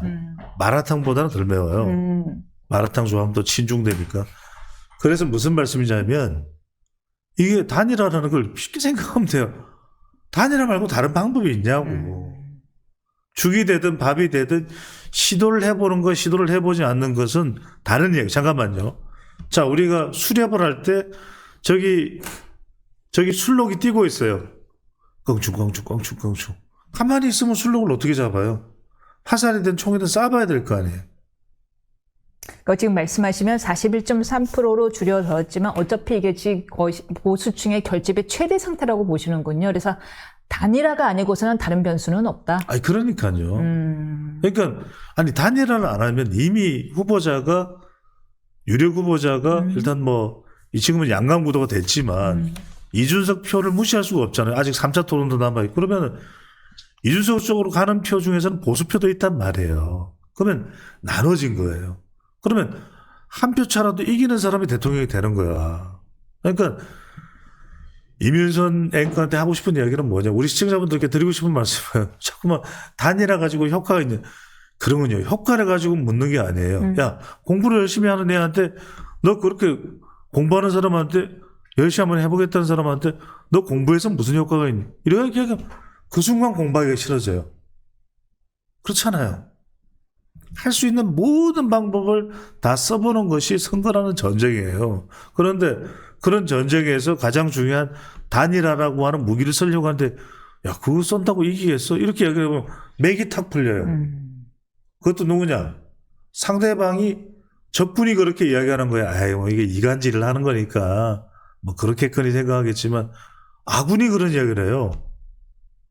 제가 아군은 아니고 뭐 저는 외부인인데. 아니 이민선 앵커가 그 이야기 했다는 게 아니라 그런 이야기를 하는 사람들이 그러니까 그게 뭐예요? 그러니까 그건 일종의 자포자기 하는 거죠. 그러니까 그런데 다 해봐야 돼요. 그러니까 선거라는 거는 할 수 있는 모든 하력을 다 써보고 정말 내가 할 걸 다 했는데도 정 안 된다. 그럼 미련이 안 남는 것이고 정말 극적으로 드라마를 만들어낸다. 그건 기적이 나오는 거잖아요. 그러니까 마치 이런 질문하는 건 똑같은 거예요. 손흥민한테 이렇게 얘기해요. 지금 프리미어리그에서 17위 하는 토트넘이 아니 유로파 리그에서 우승을 한다니 말이 돼요. 이건 정말 개떡 같은 질문이에요. 17등을 하든 18등을 하든 내가 우승하고 싶은 대회에서 최선을 다해서 몸을 던져서 반더벤이 그냥 걷어냈잖아요. 신의 한 수. 질문도 좀 질문다운 걸 해야죠. 또 혼났어. 근데 제가 왜 이 질문을 드리냐 하면 가능성의 여부에 가능성을 좀 심의하게 보는 사람들이 많아갖고 워낙 이준석 후보가 강경하게 거부하지를 막 차단까지 했다면서요. 제가 말씀드릴게요. 예. 지금 불가능해 보이죠. 이 세상에는 불가능해 보이는 일들이 되는 게 역사고 드라마예요. 그러면 자 제가 지금 쭉 이야기를 드릴게요. 이게 지금 오늘부터 계속 짤이 뜨면서 우리 이투데이 짤 200만 300만 최초 돌파하는 짤이 될 것 같은데 첫 번째 순서를 말씀드릴게요. 네. 단일화 가는 순서. 첫 번째는 우리 PD가 너무 좋아하네요. 200만 소리만 나오는데 지금. 아니 지금 200만이 문제가 지금 500만 넘어요. 첫 번째는 뭐냐면 네. 권성동 원내대표의 눈물의 사과가 있어야 돼요. 눈물의 사과가 예. 글쎄 저는 정말 이 중국의 영웅전을 읽어보면 내가 정말 이게 필요하다 싶으면 아니 삼국지에 보면 상고초려도 나오죠. 가서 무릎을 꿇어요. 큰절도 해요. 그 목표를 달성하기 위해서는 준석 미안해. 내가 그때 쌍따봉 맞고서 정신 나갔지 뭐야. 쌍따봉. 미안해. 내 진심 어린 사과를 하고 대선이 끝나는 대로 난 물러날 거야. 두 번째. 예. 친윤들의 정계 은퇴 선언이 나와야 돼요. 정계 은퇴. 이 지경으로 간 건 와. 우리의 책임도 있는 거야. 우리 이제 대선 끝나고 대선 승리하는 그 순간 우리는 정계 은퇴할 거야. 세 번째, 예. 김문수 후보가 확약서를 써야 돼요. 오. 최초로 대한민국 역사상 40대 총리를 만들어 보겠습니다. 40세 총리. 40세 총리예요. 40세 총리. 40세 총리. 당선되면 공동정부야. 그리고 네 번째는 뭐냐? 한덕수 전 총리에 대해서는 새 정부가 들어서면 이건 이제 뭐 김문수 후보가 이긴다고 전제했을 때 만약에 이기면 그러면은 한미 통상 교섭 단장 국무총리급. 그거 그다음에 믿음 가네요. 네. 이낙연 이런 걸 내가 다 해주고 있는 거예요 지금. 무료로. 잠도 못 자고 무료로. 유튜브가 무료야 또. 왜 무료야? 우리도 그 유료로 해야 돼요. 몇몇 채널도 유료. 그다음에 이낙연 전 총리에 대해서는 제7공화국 추진단장 국무총리급. 개헌. 게임이 끝나죠. 이 순간 준석이도 그 눈물의 사과. 쌍따봉에 내가 미쳤어. 미안해. 여기에 준석마저도 이때 중요한 게 한 사람이 또 통화가 있습니다. 필살기 7번. 7번은 내가 보기에는 짤 조회수가 한 500만 원 나올 것 같아. 전화가 갑니다. 브라브라브라 브라브라브라. 여보세요. 준석입니다. 준수톤입니다. 박근혜입니다. 누구시라고요? 박근혜입니다. 엄마라 그랬잖아요. 자기 엄마라 그랬어요. 와우. 그때 박근혜 전 대통령이 단일합니다. 뭉쳐야 합니다. 단일합니다. 네네네네네네. 단일합니다. 이거요. 박근혜 대통령이 많이 설득할 수 있다. 그렇죠. 아니 물론 박근혜 대통령만 할 수 있는 건 아니지만 이 전제 조건이 갖추어지고 필살기로. 와. 우리 준석 아들이 원하면 저도 내려놓겠습니다. 이거 정말 사감이 있진 않을까요? 그때 바른정당 이때 체류가 나갔잖아요. 이민선도 통화 하나 해. 누구? 영상 편지. 박근혜 대통령께. 아니 준석에게. 준스톤에게.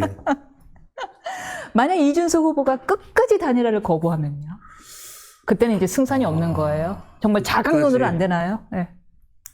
물론 이걸 또 좀 쥐어짜야 되겠죠. 근데 이렇게까지 쥐어짜면 저도 테러가 없어져요. 그래도 배추도사도 좀 살려줘야지. 알겠습니다. 너무해 진짜. 알겠습니다. 조회수 잘 나온다고 그냥 너무 마른 걸레처럼 쥐어짜면요. 아니 많이 나오시니까 좀요. 그래 그렇게 좀 약간 테러를 줘야 이제 근데 사실 이준석 6월 4일 이후에 파란 옷도 입고 나올 수도 있는 거죠. 이게 지금 병뚜껑이 파란색이야 우리가. 이미 이투데이가 파란색을 준비한 거예요. 병뚜껑은 파란색이야. 붉은색도 있던데 편의점 가니까. 내가 진짜 우리 품격을 자랑하는데 내가 붉은 제 신발을 보여드릴 수도 없고 죄송합니다. 붉지는 않잖아요. 붉은 계열. 빨리 얼굴이라도 좀 붉은색하게 해요. 네, 알겠습니다. 네. 네, 이준석 후보 입장에서는 단일화를 통해서 얻는 게 더 많을까요? 잃는 게 더 많을까요? 만약에 단일화를 안 하고 졌을 경우. 저는 이준석 후보가 물론 이게 다 전제 조건이 돼야 되죠. 그냥 이렇게 무턱대고 이준석 후보한테 단일화하라 그러면 제가 이준석이라도 단일화 못해요. 그러니까 할 수밖에 없게끔 몰아가야 되는 거예요. 근데 몰아간다는 표현이 너무 자극적이지만 그렇게 이준석 후보를 마음을 잡아야 돼요. 오케이. 근데 저는 그렇게 했을 때 이준석 후보의 저는 세 개의 비단 주머니를 넣는 거죠. 첫 번째, 비단 주머니. 보수는 이기든 지든 엄청난 빚을 진 거야. 이준석에게. 이준석은 단일화할 이유가 하나도 없어요. 근데 한 거야. 오로지 보수를 위해서. 두 번째, 이준석 후보는요. 그러면 당대당 합당을 하면 이게 호랑이 굴로 다시 들어가는 거예요. 이준석 잡아먹으려고 먹으려고 하는 사람들이 많지. 그런데도 이준석은 들어가. 이게 뭐냐? 저는 YS처럼 되는 거예요. 확실히 정식시키겠습니다. 이게 왜냐면 국민의 마음을 따거드니까 그때 뭐 박철원 이렇게 막 압박을 해 들어갔잖아요. YS를. 그때 YS가 어떻게 산에 가자. 마산을 가버려요. 산에 가자.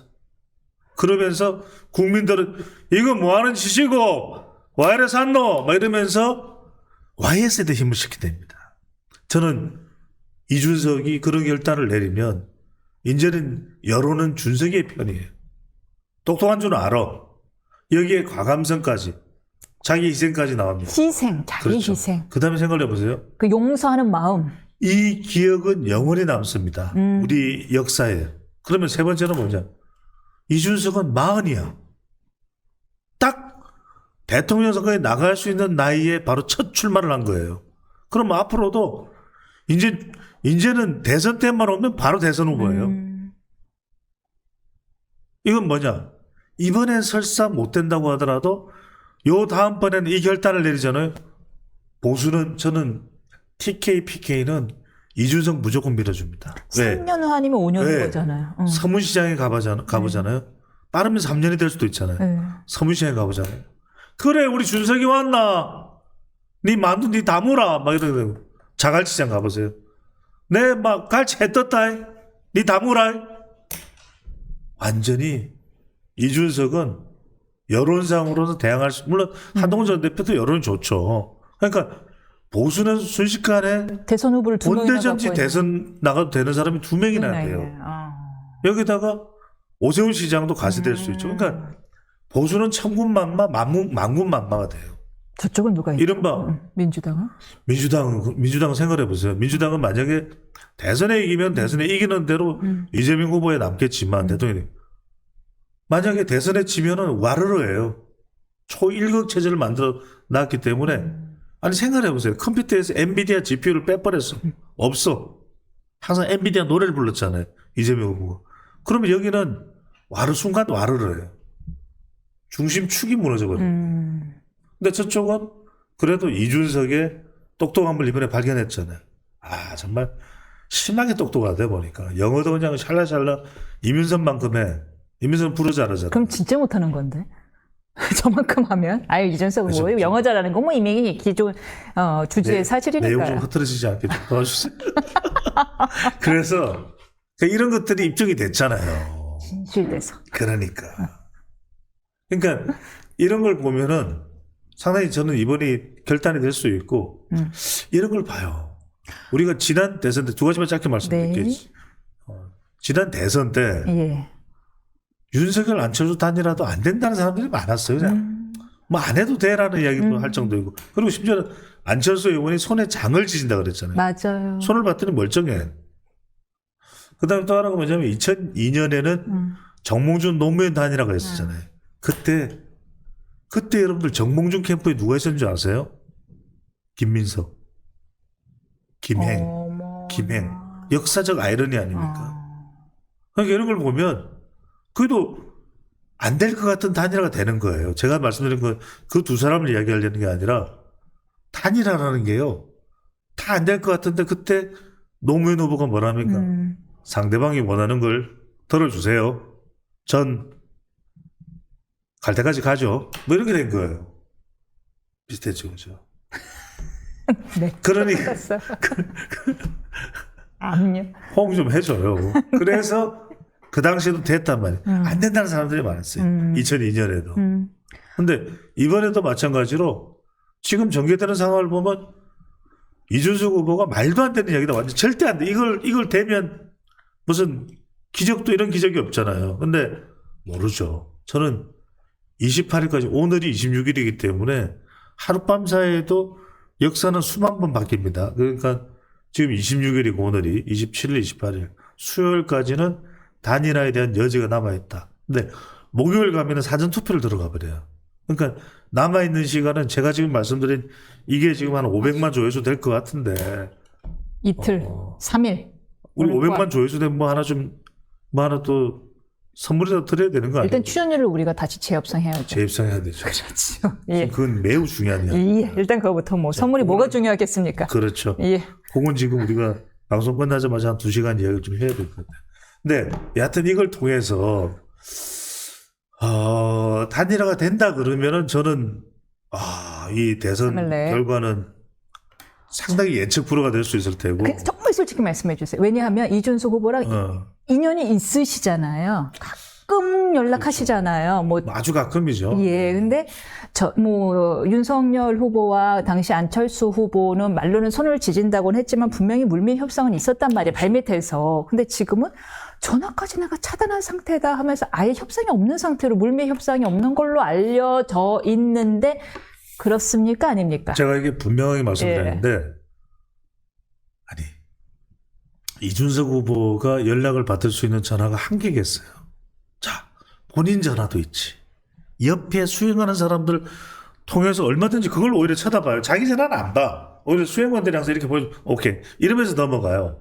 아, 이게 잘 모르시는구나. 선거 유세할 때. 선거 유세할 때는 자기 전화를 보는 게 옆에서 수행하는 사람들이 이렇게 보여주면 오케이. 아니면 너 이렇게 해서 전개가 되는 거예요. 다 이렇게 연락이 오는 겁니다.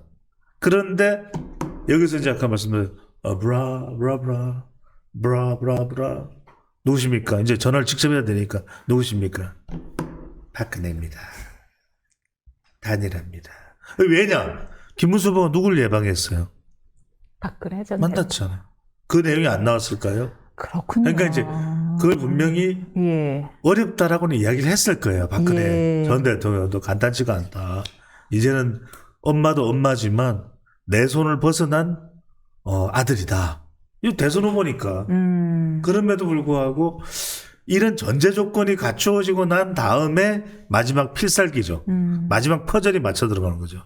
그러면 제 예상이 맞다면 이번에는 27일 밤 10시 정도에 발표가 될 가능성이 27일 밤 10시입니다. 밤 10시입니다. 많은 것이 결정됩니다. 그 다음날 새벽 6시부터 투표가 시작되거든요. 이때 두 손을 반짝 들면서 아마 그 장소는 국회일 가능성이 높을 것 같아요. 국회 장소까지. 그렇죠. 로텐도홀에서. 로텐도홀의 계단 위에서 손을 들면서 기대해 보겠습니다. 모레 마지막 TV 토론이 열리는데 각 캠프에서 모레가 아니고 TV 토론은 내일입니다. 내일 마지막 TV 토론이 열리는데 각 캠프에서 토론이 대세에 미치는 영향을 과소평가하지만 지지율 반향에 적지 않은 영향을 주고 있는 것 같아요. 지금 한국 네. 갤럽 조사에서 네. 갤럽 조사에서도 지지율 판도 변화가 있었잖아요. 그다음에 지금 리서치 한길 리서치 한길만 갖고 있는 한길 리서치에서도 지금 오차 범위에 이게 다 그거예요. 토론 영향이에요. 아, 그렇습니까? 그냥 이제 뒤늦게 결집했다 이런 해석도 있거든요. 그러니까 이재명 후보는 갤럽 조사하고 비교해 보면 차이가 없잖아요. 이게 빳빳하게 굳어져 있는 거예요. 이른바 굳히기예요. 그러니까 지금 김문수 후보 41.3이 왜 단일화를 필요로 하냐면 41.3이 투표소에 다 나가도 힘든 거잖아요. 그런데 어디 숨어있겠거니 그러면서 어떤 사람들이 나와서 투표소에 가는 거. 그러니까 실제로는 투표의 적극성을 따지면 단단해질 때는 단단해질 수 있는 이 지지층들은 이재명 쪽이에요. 그렇죠. 현실적으로. 그럼 김문수 쪽으로는 단단해지려면 단일화가 이른바 방구석에 앉아서 난 안 가 하던 사람을 엉덩이를 밀어 올려서 투표소로 밀어주는 부스팅 효과가 있단 말이에요. 이거 큽니다. 단일화가 커요. 그래서 저는 단일화가 이번 대선을 결정한다고 저는 봅니다. 단일화가 이번 대선을 결정한다. 단일화가 이건 이준석의 단일화는 굉장히 중요한데 이거는 물밑에 제가 말씀드린 권성동의 눈물, 친윤의 퇴진, 그 다음에 총리직, 그 다음에 한덕수 이낙연에 대한 포섭, 그 다음에 마지막으로는 필살기 브라브라브라 박근혜입니다.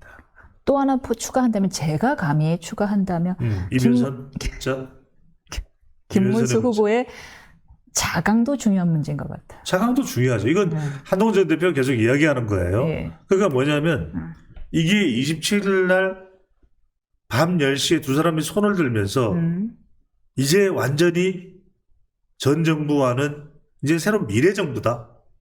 그걸 떠나서 미래 정부다. 그리고 앞으로 비상계엄은 없다. 탄핵도 없다. 부정선거도 없다.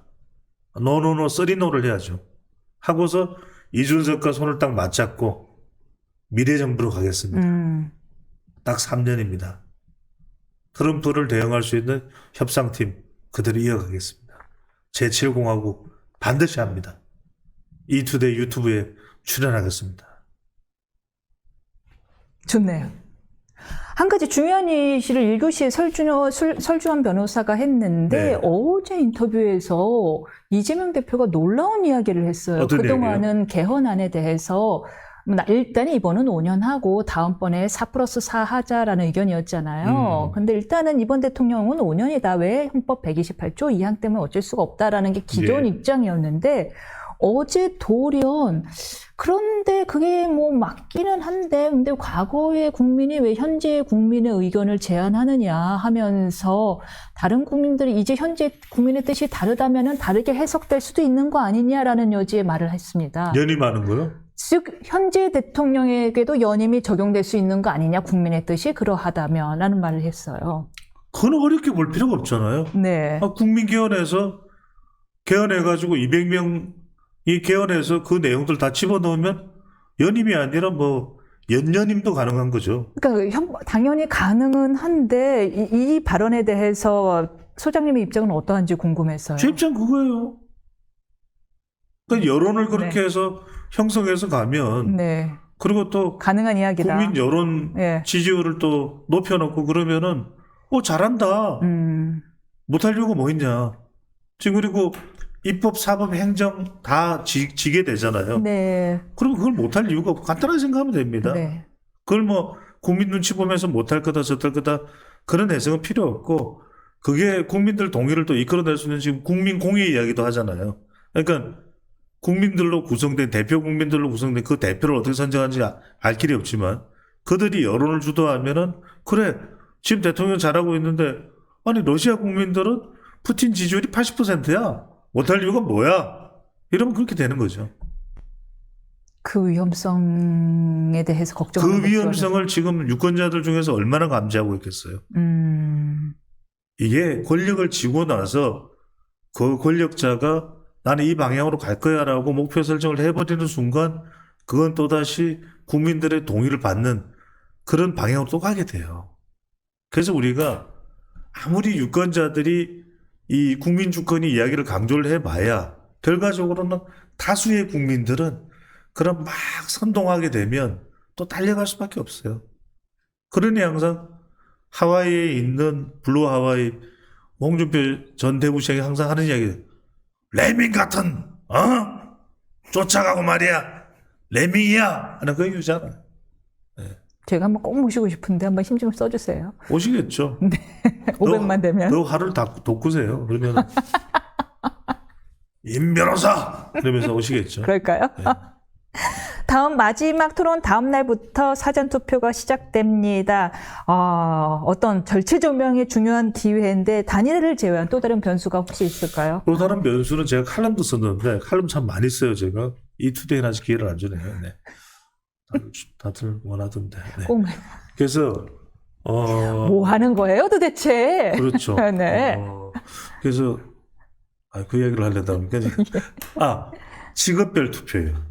직업별 투표이 중요해요. 이번에는 뭐냐면 자영업청. 지금 이 46%까지도 폴싹 50%가 넘었던 이재명 여론조사 꽃은 여전히 50%가 넘는 것 같아요.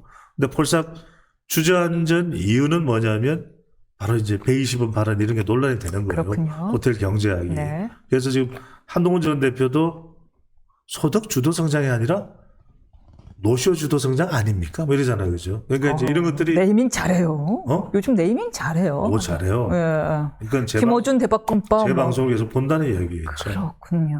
그거 what else? 그게 아닌 뭐겠어요. 그겠죠. 네. What else? 영화는데.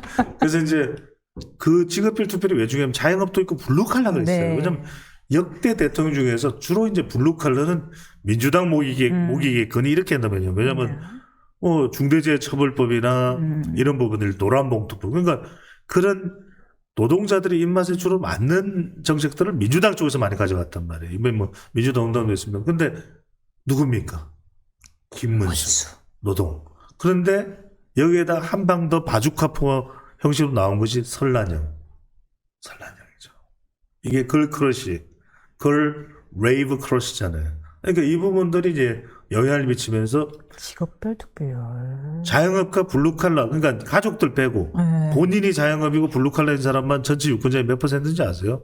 모릅니다. 30%가 넘어요. 아, 그러니까 30%가 넘는 이들이 왜 직업이 비슷한 사람들은 집단 투표 현상이 나타나요. 그러니까 이들을 갖다가 끌어올 수 있느냐, 또 이들이 얼마나 적극적으로 투표하게끔 만드느냐 마지막 한 방에 남아있죠. 실제 민노총에서 약간 다른 기류가 나오죠. 뭐 그런 이야기가 나옵니다. 예. 왜 그러냐면 예. 또 하나가 뭐냐면 사실은 노조에 가입된 노동자들은 몇 명 안 돼요. 노조에 가입되지 않은 이른바 그냥 일반 노동자. 오히려 말 그대로 소외된 노동자. 노동자. 이민선 노동자, 배추도산 노동자. 이런 사람들이 과연 어떤 선택을 하냐가 중요하겠죠. 여기까지 듣겠습니다. 오늘도 저희 최선을 다해 주셔서 감사합니다. 저희는 다음 주에 다시 찾아뵙겠습니다. 감사합니다.